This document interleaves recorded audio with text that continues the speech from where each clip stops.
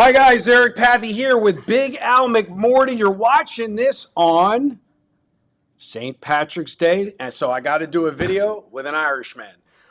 So let me ask you, Al, you're where are you? Is this? It's 5 o'clock Eastern, 8 o'clock Eastern Standard Time. Are you just wearing that jersey just to irritate me watching Maryland Northern lose Maryland. outright to Michigan as a fan?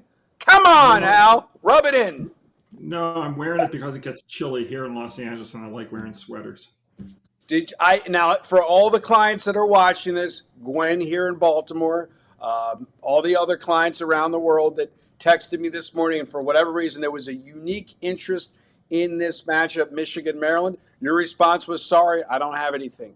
So my Yeah, question for the viewers is that because your database just doesn't give you an edge in a matchup like that?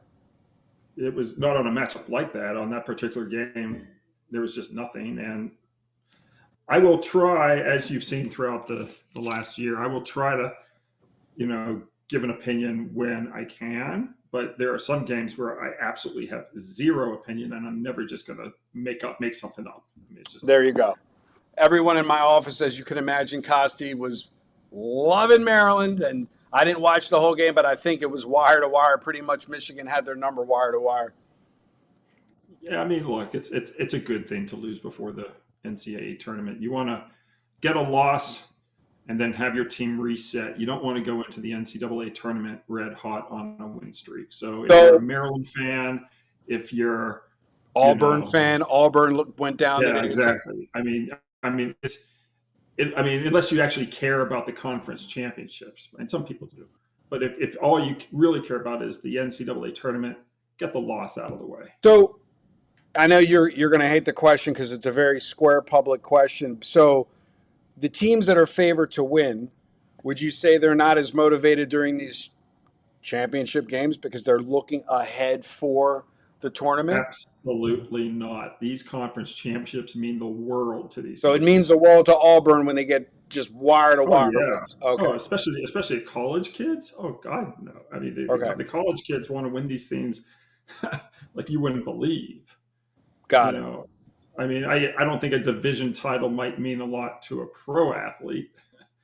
Winning the Southwest Division in the NBA, for example, but like winning a conference championship for a college kid, that's the world. There you go, guys. You missed out yesterday. I stood in. You were up going into the today. Obviously, we can't talk about today. Around 31 units. So, guys, yesterday was a perfect example. And Al, is amazing. You had a great winning day. And guess what? Your big play lost, and it didn't matter. You know why it didn't Auburn. matter? You know why it didn't matter? Because of volume. Volume. And this is the thing that clients, that yesterday was a perfect day to illustrate. I'm looking here. One, two, three, four, five, six, seven. You were 7-2, correct? You know what's interesting? Because we were talking about the other day. Remember, I told you about the client Right. who only wanted to bet he didn't want to bet all the high volume. Right. That was his big objection to me. So he texted me yesterday.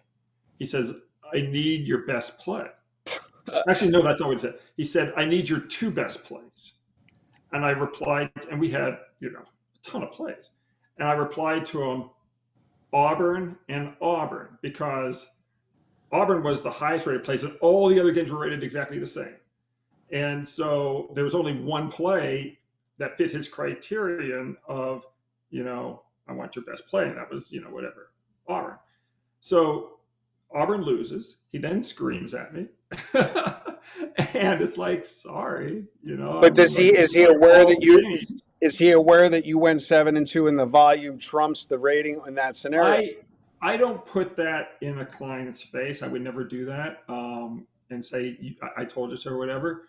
But he then asked me about an hour later, "Who else do you have today?" And so I photocopied the entire day's card and I texted it to him just so he would see if he cared to add up all the W's that all the earlier games won and all the. So he ended up seeing it, but yeah, I mean he doesn't like high volume. There you go, guys. Don't be that guy. Even on a day when the big play loses, you can still have a nice, profitable day as opposed to omitting the smaller releases. So you can send me a text message. We'll get you set up here for the all access. And like I said, going into yesterday, up 31, 32 units versus being up about 3 or 4 units if you were flat betting everything versus the VIG. And that's what I illustrated on yesterday's video. So we didn't talk about it ahead of time. Usually we do. What is your complimentary selection for St. Patrick's Day? Oh God, it's ugly. Was that a big deal in your household as an Irishman growing up? No, St. Patrick's Day is not a big deal. Yeah. The Jazz have lost 8 in a row. They're playing the Timberwolves, who have won 7 straight. Okay. The knee-jerk reaction for a lot of people are going to look at those 2 stats, and they're going to want to play on the red-hot Timberwolves against the ice-cold Jazz. But always remember, guys, the point spread is the great equalizer. At NBA underdogs of more than 11 points that have lost 8 or more games in a row, they've gone 32-13 ATS versus opponents who have won at least 5 or more straight games. The current number here is 13.5 points. We're going to take Utah, plus the 13.5. Looking to get inside the number.